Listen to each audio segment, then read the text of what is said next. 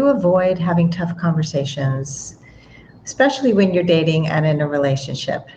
Most of us do. I mean, I did not know how to have these conversations most of my life, and so they came out wonky and I suppressed a lot. And so I wanted to bring this topic to you because it is something that is crucial to the health of your dating life, the success of your relationships. And it can be really challenging to discuss awkward or vulnerable issues like sex or money, or whether somebody uses a substance or alcohol, drugs, even annoying habits. But if you don't talk about these issues, they not only will not magically disappear, they will usually get worse. And then it becomes even more challenging to talk about the hard stuff. You might want to leave the relationship, but you don't have the words to let him know why. So you might put it off and put it off because you don't want to hurt him. Or you might actually leave a relationship that could have been saved if you had been communicating successfully all along. If this has ever happened to you, you're going to want to listen to what I have to say in this video. Most of us have never been taught or modeled how to have difficult conversations, and that's why it is so scary. Well, that is going to change today, because if you're going to have a difficult conversation, you need to prepare and you need to have a clear method for doing so. Preparation helps you feel confident and empowered. And if you're prepared well, the conversation is going to be much less stressful and you're going to be far less afraid to speak up the next time. So I have 3 C's before you even start the conversation. The first C is centered. Get centered. It is important to stay emotionally centered before and during the conversation so you don't become reactive or defensive. No matter how heated that conversation becomes, you will be able to center yourself. And the way to do that is to start by taking some deep breaths. And continue to notice during the conversation when you do become off center so you can get back to your breath and return back to center, because this is where your power lies. By remaining calm, you're also going to help your partner stay calmer. And a lot of times when you're really, really triggered, you need to take some time for yourself to get centered. So you might need to say, I'm really upset. I need to take some time to get myself centered before we have a conversation. The second C is clear. Get clear. Before having any tough conversation, you need to get clear on what the issues are, and that can be hard. It's one of the things I help clients with all the time because it's hard to know what's really going on. Your brain is all jumbled up. So it involves 3 basic things. The first one is get rid of judgment. We tend to start the conversation with so much judgment. What a jerk. He always does that. He never does this. He will never change. We come with like a whole litany of history and name calling without even realizing a lot of times. So we need to get rid of that judgment. So getting rid of it means just notice it. Notice the voices in your head that are saying he always, he never, name calling. Those are all signs of judgment, and just notice it and let it slip away because it is not true. We don't know yet why somebody did something or said something unless we check in. Number 2, we need to gain clarity about what's going on for us. What are we feeling?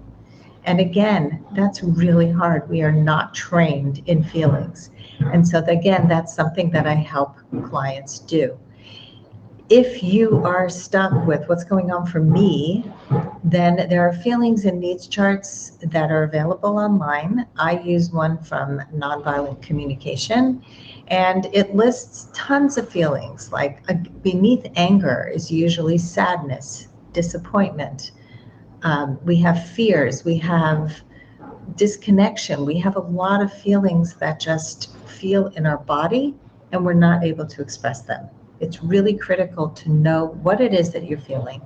And then the last part of the clarity piece is Know what need of yours was not met. Again, we don't always know. So the nonviolent communication chart has feelings and needs. Maybe he said something that was hurtful and you felt sad because you felt your need for connection wasn't met, or kindness or compassion. So really get clear. The more you do this, the faster this process becomes.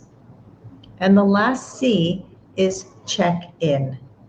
Make sure it's a good time to talk by asking him, are you available to have a conversation about something important? If he is not available, if he is not focused, this conversation will not go well at all. Getting someone's buy-in is the key to having a good beginning. And it helps to start the conversation with a simple script that you can prepare in advance. And here's one of my favorites. I would like to see if we might reach a better understanding about whatever the problem is.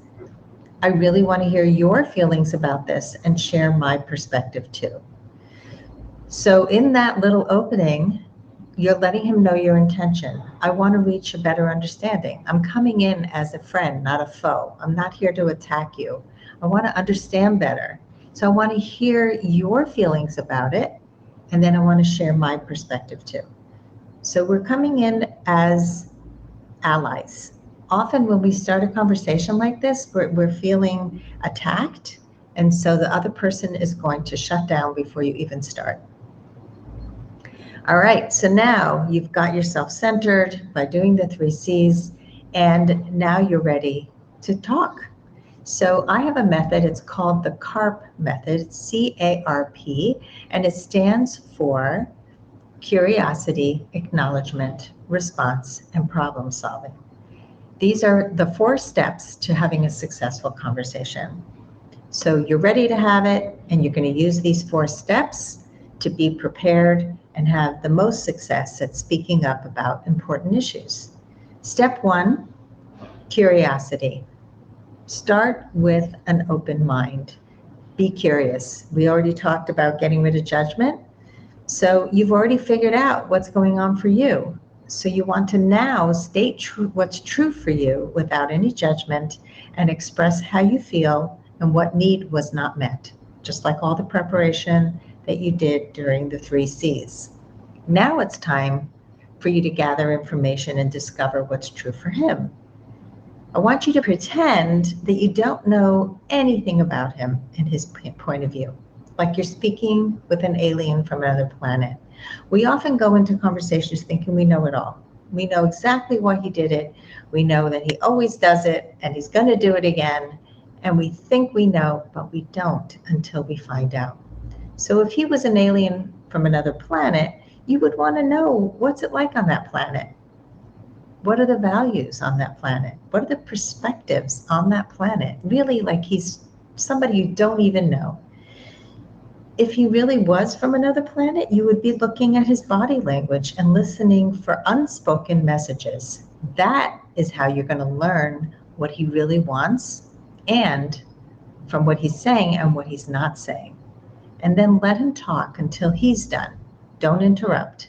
If you hear something that's hurtful to you, stay open, try not to take it personally, and learn as much as you can in this phase of the conversation. You're going to get your turn, but don't rush it. You want him to feel that he's finished talking, and you want the same from him when it's your turn.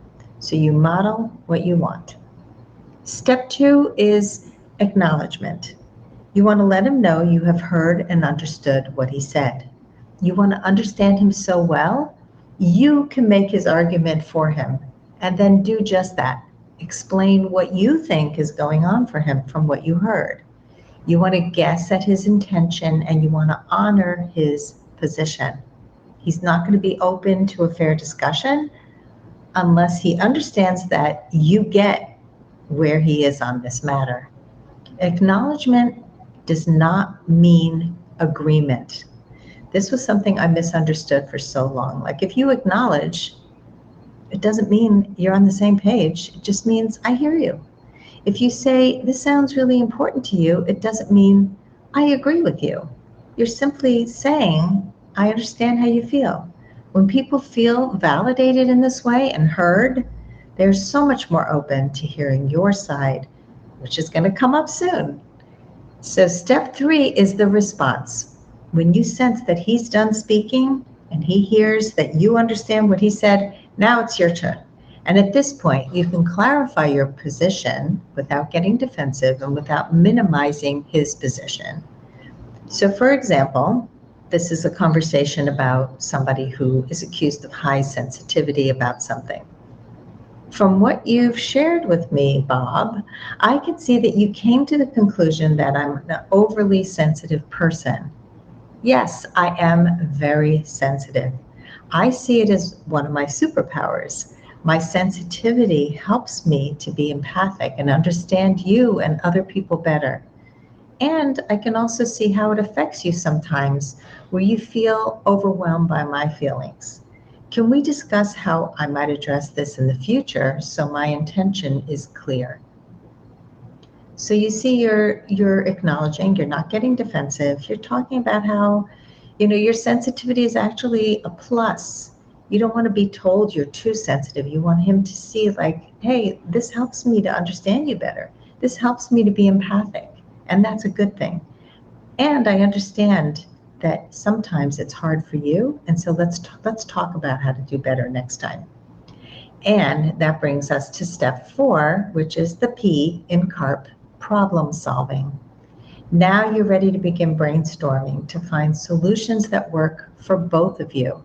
And as you problem solve together, you want to continue to stay curious, asking him for his input.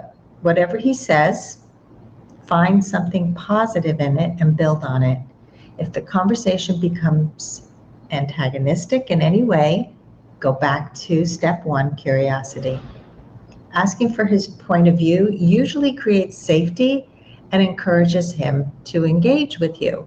And if you've been centering yourself all along, keeping in mind that you're listening to understand, your mind is open, you're engaging with inquiry and clarity of intention and purpose, you will build a mutual solution in a much easier way. Now, this may sound overwhelming to you. All of these things that I just shared, it was a lot.